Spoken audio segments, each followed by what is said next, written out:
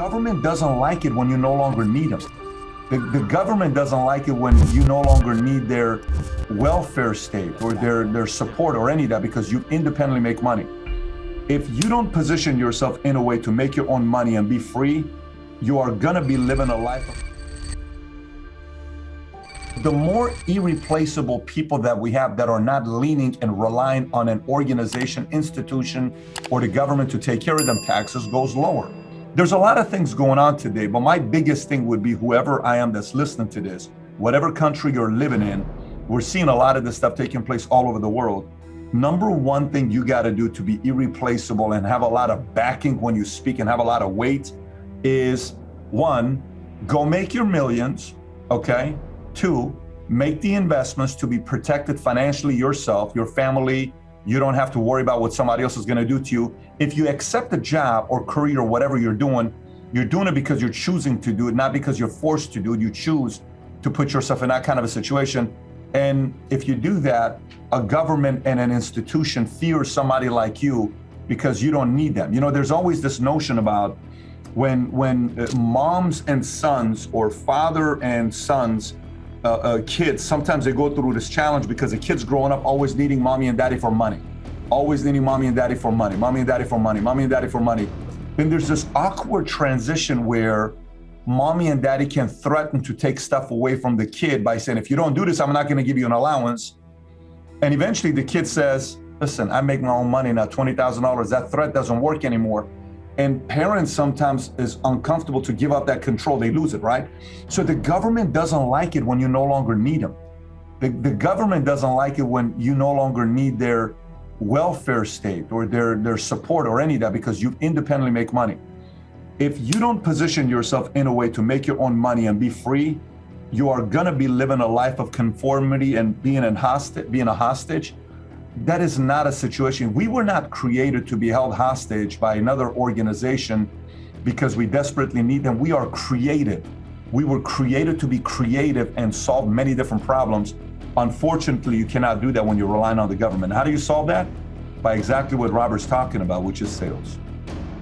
And so when I was a kid, you know, I couldn't listen to my poor dad anymore because I was really horrible in school anyway. And they kept saying, well, if you don't get good grades, you won't get a good job. I said, good, I'm on the right track. And then, so I would play Monopoly with my rich dad, but I had to work for him for free. That was the deal.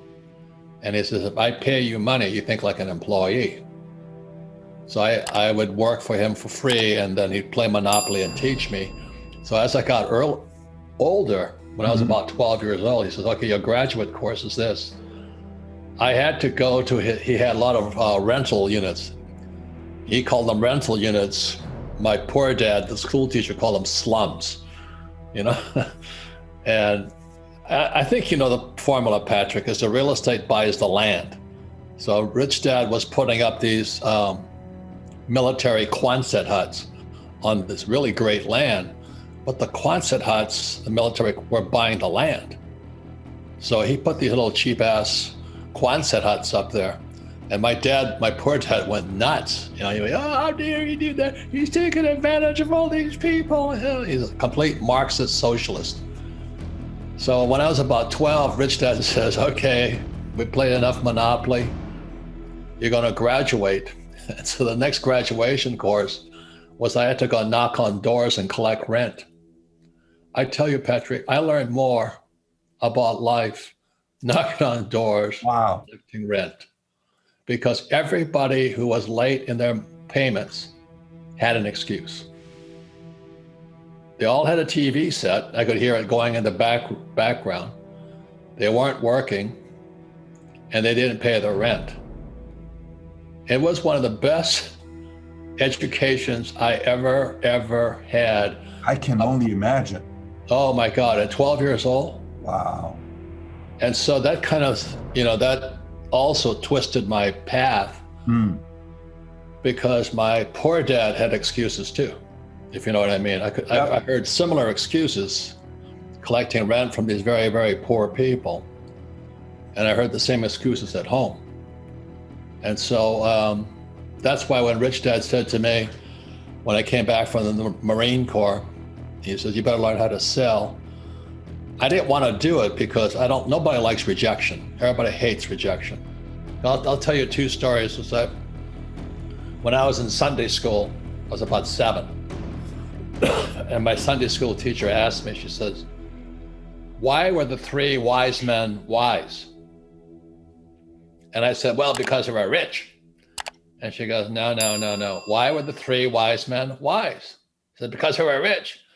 And she kept saying, well, why do you say they were rich? I said, well, they had frankincense, gold, and myrrh.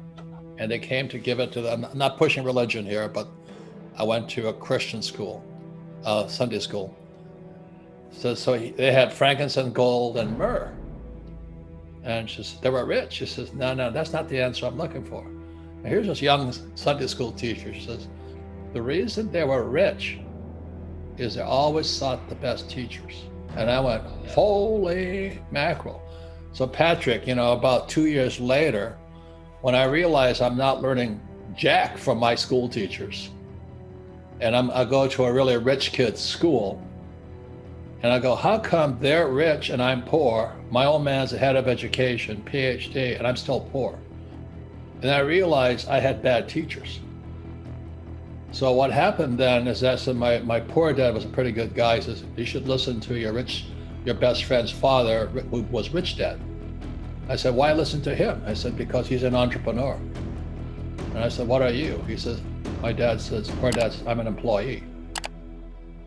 And I go, what's the difference? He says, it's a big difference. He says, entrepreneurs must know about money. Employees don't. There was like a big lesson. So the next lesson was this.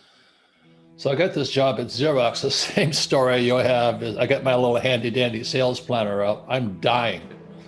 Let's say there's 20 sales guys at the Xerox branch in Honolulu. I'm dying. I'm like, and this guy Sanchez flies in from Western Region, Santa Ana. He looks at my sales thing, and I got all these appointments, but no sales. And I'm going to get fired. So I said, I can't, I'm working hard, but I'm going to get fired, because I had no sales.